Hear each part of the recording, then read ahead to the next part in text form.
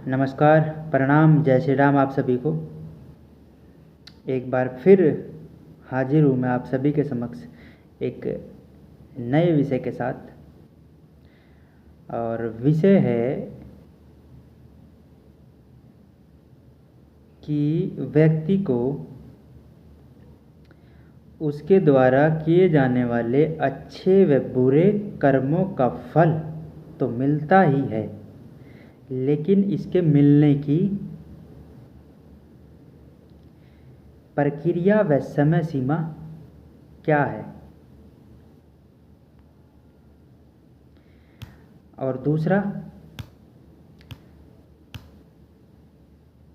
हमारे द्वारा किए गए अच्छे व बुरे कार्यों का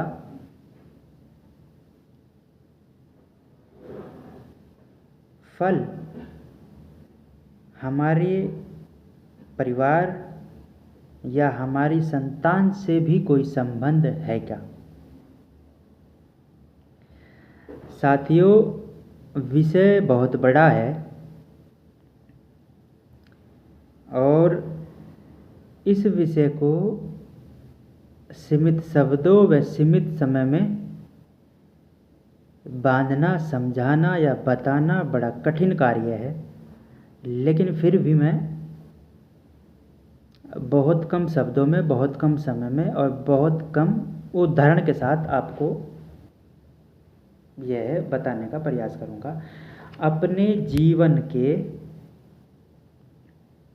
अनुभव के आधार पर जो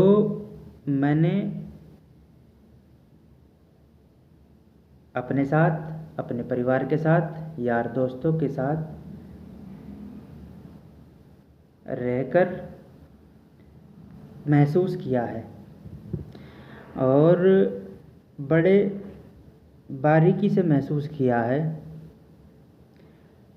और फिर उनका आकलन भी किया है कि मेरे द्वारा, मैं अपना ही उदाहरण आपको दे रहा हूँ कि मेरे द्वारा आज से 10 वर्ष पहले या 15 वर्ष पहले ऐसा कौन सा कार्य किया गया था जिसका मुझे यह फल मिला है। इसके बहुत उदाहरण मेरे पास हैं, लेकिन मैं बहुत कम शब्दों में आपको बताने का प्रयास करूंगा।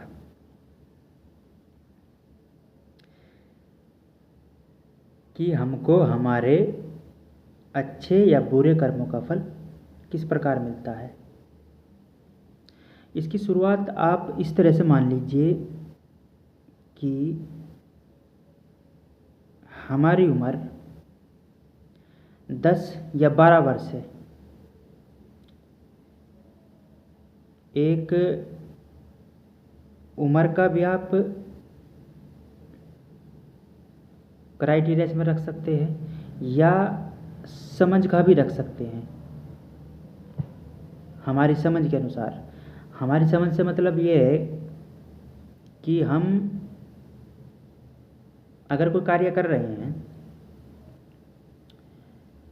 हमारी उम्र 12 वर्ष हो, 15 वर्ष हो या 20 वर्ष हो, हमको अगर ये मालूम है कि इस कार्य से किसी भी व्यक्ति, जीव, जंतु आदि को या उसके जीवन को नुकसान पहुंचेगा या वो हमारे इस कार्य से कठिनाई में आएगा, और फिर भी अगर हम उस कार्य को कर रहे हैं तो उसका हमको फल भुगतना ही भुगतना होगा।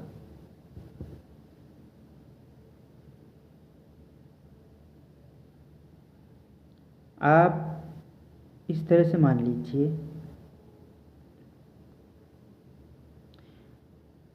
हमारी उम्र 20 वर्ष है, उस समय हम वयस्क भी हैं और हम किसी की संतान को, वो चाहे हमसे उम्र में 2 साल छोटा हो, 4 साल छोटा हो, 6 साल छोटा हो। आप समझने का प्रयास करना साथियों। हम किसी की संतान को बुला रहे हैं और उसको विभिन्न प्रकार के गलत रास्तों पर जानबूझकर ले जा रहे हैं। गलत रास्ते अनेक प्रकार के हो सकते हैं, वो चाहे कोई भी हो। जैसे आप मान लीजिए कि मेरी उम्र 20 वर्ष है और मैं किसी अन्य व्यक्ति की संतान को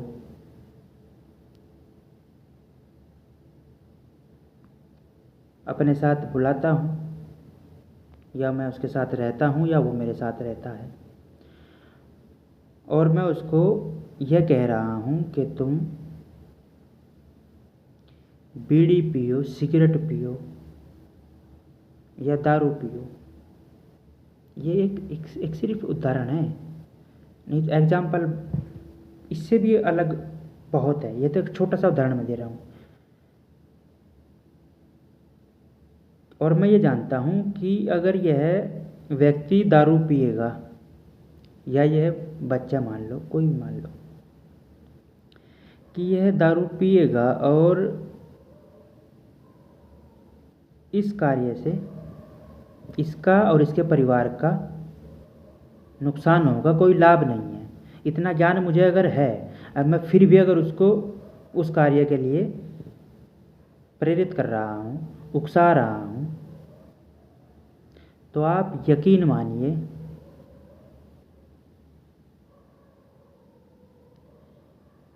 कि वो तो आपके कहे में आए या ना आए,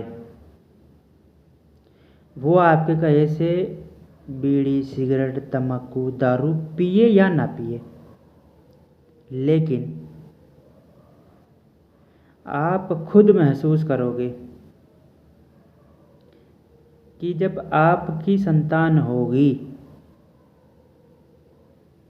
वह बीड़ी, सिगरेट, दारू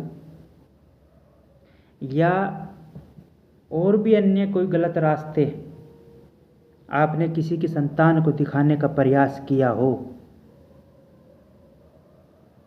फिर चाहे कोई भी हो, वह कुछ सालों में आपके ही सामने आएंगे, आपकी संतान के उस राह पर चलने के माध्यम से। और इसी का उल्टा आप ले लीजिए, ये तो हमारे हो गए बुरे कर्म। अच्छे कर्म क्या है हमारे, या हम अच्छे कार्य किस प्रकार से कर सकते हैं जिससे हमारे संतान, परिवार के सदस्य सुखी रहे और वो किसी भी तरह के गलत संगत, गलत कार्यों में ना पड़े। तो उसके लिए आपको क्या करना होगा, कोई भी किसी की भी संतान अगर आपके सामने कोई गलत कार्य कर रही है और आपको उतना ज्ञान है कि ये जो कार्य कर रहे हैं यह गलत है, इस कार्य को करने से नहीं तो इनका, नहीं इनके परिवार का, नहीं इनके माता पिता का कोई लाभ नहीं होने वाला है सिवाय नुकसान के। इतना ज्ञान अगर आपको है और आप उनको अपनी तरफ से रोकने का प्रयास नहीं कर रहे हैं, समझाने का प्रयास नहीं कर रहे हैं,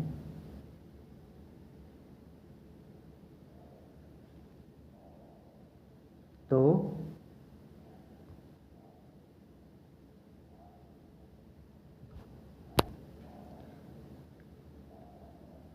समझाने का प्रयास अगर आप कर रहे हैं उनको कि ये कार्य गलत है, आप इसको मत करो, तो वह आपकी बात को माने या ना माने, लेकिन ईश्वर आपके बच्चों के जीवन में ऐसा व्यक्ति भेजेंगे, चाहे किसी भी माध्यम से वो भेजें, कि आपके बच्चे उसकी बात को मानेंगे और गलत राह पर नहीं जाएंगे। और समय समय पर जब भी आवश्यकता होगी, ईश्वर किसी न किसी माध्यम से आपके बच्चों को गलत रास्तों पर जाने के लिए रोकेंगे।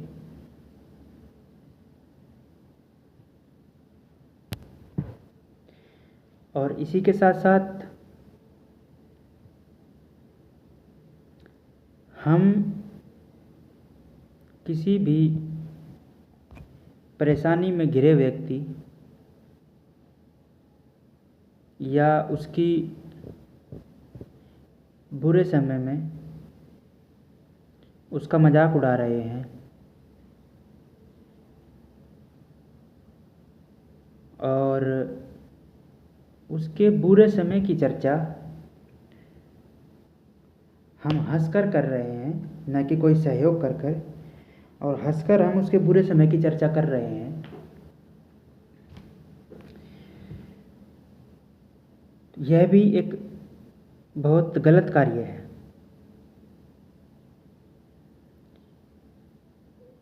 क्योंकि आप ये बिल्कुल निश्चित मान के चलिएगा कि जिस परेशानी को लेकर, जिस कठिनाई को लेकर, जिस बुरे समय को लेकर आप उस व्यक्ति का मजाक उड़ा रहे हैं या उसके बुरे समय पर हंस रहे हैं, तो उससे भी अधिक बुरा समय हम अपने जीवन में देखेंगे ही देखेंगे। इसलिए कि अगर आपको लग रहा है कि इस व्यक्ति का बुरा समय चल रहा है, आप उसको अगर मदद भी नहीं कर सकते, तो कम से कम उसका मजाक न बनाए। नहीं तो यही अवस्था आपको एक दिन अपने जीवन में देखनी पड़ेगी और उस समय आपको एहसास होगा कि आज जो ये मेरे साथ हो रहा है, अब से कुछ समय पहले या कुछ वर्ष पहले फला व्यक्ति के साथ हो रहा था और उस समय मैं उसकी मजाक उड़ा रहा था, हंसी उड़ा रहा था, इसलिए ये मुझे आज भुगतना पड़ रहा है। और आपके अच्छे या बुरे कर्मों का फल आपकी संतान से भी जुड़ा हुआ है। जैसे मैंने पहले भी बताया कि अगर आप किसी अन्य व्यक्ति की संतान को गलत रास्ते पर ले जा रहे हैं, तो वह तो गलत रास्ते पर जाए या न जाए, लेकिन आपकी संतान पक्का गलत रास्ते पर जाएगी। इसलिए न तो कभी किसी के परिवार के सदस्य को कोई गलत सलाह दे, न उसे गलत रास्ते पर जाने के लिए प्रेरित करें, और न ही किसी के बुरे समय का मजाक बनाए। यह दो चीज़ भी कम से कम अगर आप कर लेते हैं, तो शायद ही आपको आपके जीवन में किसी प्रकार की कठिनाई भुगतनी पड़े।